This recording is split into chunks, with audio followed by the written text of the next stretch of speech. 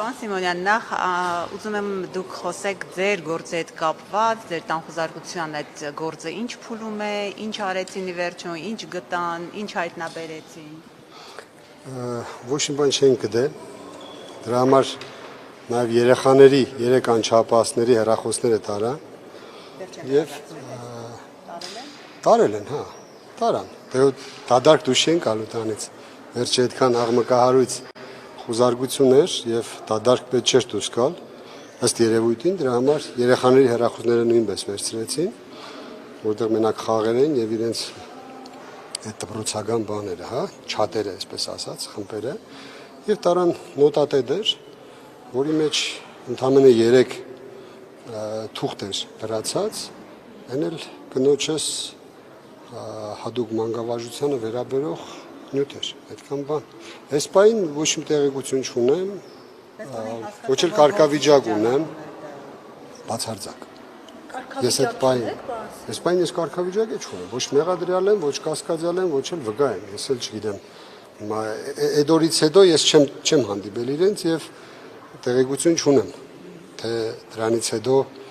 ինչ է սպասվում։ Այսինքն խոզարկության ժամանակ չեն ներկայացրել, թե որ գործի շրջանակներում են խոզարկությունների իրականացվում։ Տեսեք, այնտեղ գրած է ըստ փաստական տվյալների, որտեղ կա նաև ձեր անունը շրջանառվող, բայց ես բացատրեցի, որ այդ ձայնագրությունները, որոնք կային, 6-5 տարբեր ձայնագրություններ են, որի մեջ ես չկամ եւ չեմ էլ կարող ասել, կարող է այնտեղ ձայնագրություն կա, որը մեր թիմագիստների հետ կապ չունի, կամ այն թիմագիստներն են, որոնց ես չեմ ճանաչում, քանի որ ընդրական փուլի ժամանակ 300-400 կամավորներ են միանում քաղաքական թիմին, եւ ինչ իմանաս այդտեղից քանիսն է իշխանությունը ներդրել, մեղք չառնենք, բայց ամենայն դեպս վարկած, եւ կարող է հենց այդ ձայնագրություններն են հրապարակել, որի մեջ ես չկամ։ Մեկ ֆրազայի մեջ կամ, որտեղ Տիգին Հասմիկը, մեր պատգամավորի տեխնազուներից, ասում է, որ ամեկը ձեր գլխուն բաներ մի կարեք, գոյություն ունի պատասխանատուի ինստիտուտ եւ կոնկրետ անձանց նշելով ձեր պատասխանատուն ես ինչն է, այն մեկինը ես եմ, իմը Սիմոնյան Կարենն է եւ ես նշեցի, որ պատասխանատուների ինստիտուտով ընդրապայքարի մեջ մտնելը ամենակարևոր առավելություններից մեկն է, որ Հայաստան դաշինքը ուներ, որ ամեն մեկի գլխին բաներ չանի եւ հենց դա էլ ցույց տրվեց քարոզարշավի ընթացքում, որ մեր թիմի կողմից որևիցե ավելորդություն չեղավ։ Պարոն Սիմոնյան, խոզարկությունը համընկավ այն օրվա հետ, երբ որ էլի ավականուն նիստ էր, հնարավոր է նաեւ ավականուն նիստը տապալելու համար էր նաեւ դա իրականացնում այդ խոզարկությունը։ Դե տեղ է տալիս մեզ կասկածելու, որ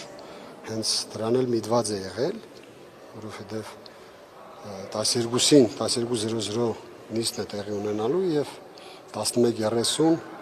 ինձ մարզբեդարանի դիմացի լուսացույցի տակ կանգնեցրեցին մեքենայից եւ վարորդին ասեցին, որ շրջվեք հետ գնում ենք տուն խոզարկության։ Այլապես կարող են առավոտ ստանդարտ իրեն ժամին 5-ին 6-ին գալ եւ խոզարկությունը ավարտվելուց հետո հնարավորություն ունենայի ներկա գտնվելու հավականու հերթական նիստին։ Երեխաները վախեցել են, որ եկել են խոզարկությունների, ինչ հոգեվիճակ։ Ես չնկատեցի վախ երեխաների մեջ։ Պարոն Սիմոնյան, քննարկվում է Ավետիս Առաքելյանի մանդատ վերջնելու հարցը, արդյոք ձեր հետ քննարկվել է դա, ի վերջո դուք ձայն տվեցիք Վարդան Ղուկասյանին, որը եւ առաջին տեղակալ կարգեց Ավետիս Առաքելյանին այն պայմանով, որ հանկարծ Գյումրու իշխանությունը չփլուզվի։ Եվ եթե Ավետիս Առաքելյանը վերցնում է մանդատը, արդյոք սրանով չեք նպաստում, որ Նիկոլ Փաշինյանի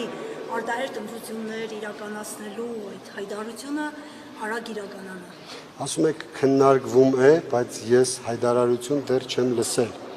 Իսկ քաղաքականության մեջ կարող է ամեն ինչ քննարկվել բացի ճշմարտությունից։ Հետևաբար սպասենք, տեսնենք կլինի հայտարարություն թե ոչ, հայտարարության հիման վրա նոր եզրակացություն կանենք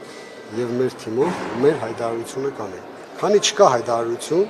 ինչ էլ ասեմ, օդի մեջն է դուրս գալու։ Պարոն Սիմոնյան, բայց տեսեք,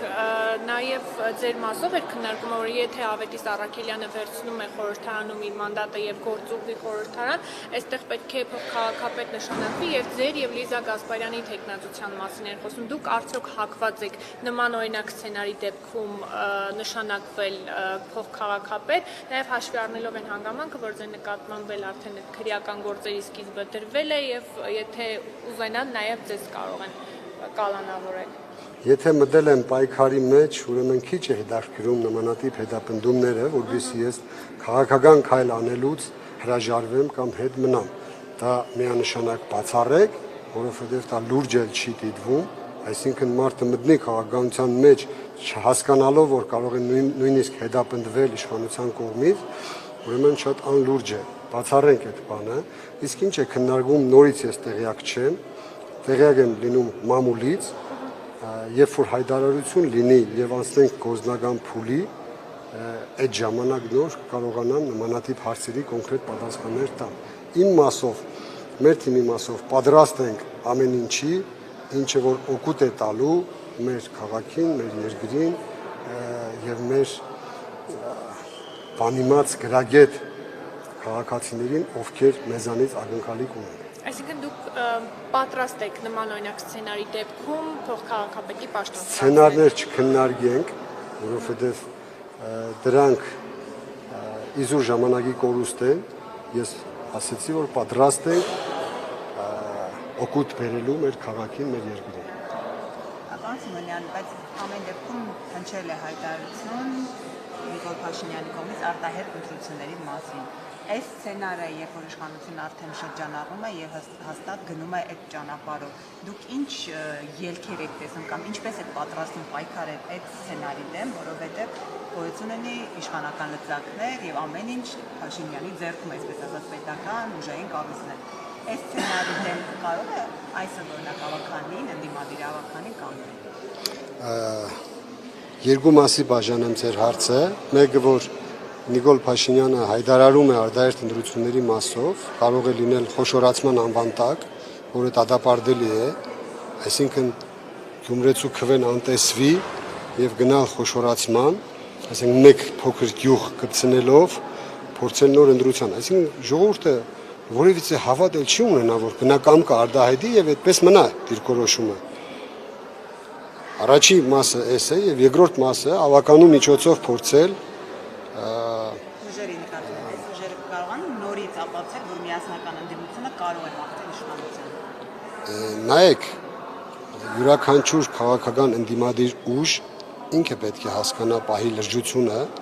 եւ ոչ թե զբաղվի վերմագիր վրա քաշելով, այլ համընդհանուր Գյումրու շահերից առաջնորդվելով։ Հիմա որքանով կստացվի դա ընդդիմության մոտ չենք կարող ասել, բայց այս պահին, որ ես չեմ տեսնում քաղաքական ուժ, որը ուզենա վիժեցնել մեր ընդդիմադիր համախմբվածությունը, դա տեսնում եմ։ Բայց ապագայի վրա գարանտիա տալ ես ոչ մի բան չեմ կարող ասել։ Հետևաբար գա ժամանակը հասկանանք, բայց ինչ որոշում էլ որ կայացնի ընդդիմությունը, անպայման պետք է բխի Գյումրեցու քաղաքացու եւ այն 30,000 ընդդիմադիրների անունից, շահերից, որոնք օգուտ են բերելու քաղաքին։ Այլ ելք միանշանակ դատապարտելի է եւ մեծ պատասխանատվություն տվյալ քաղաքական ուժի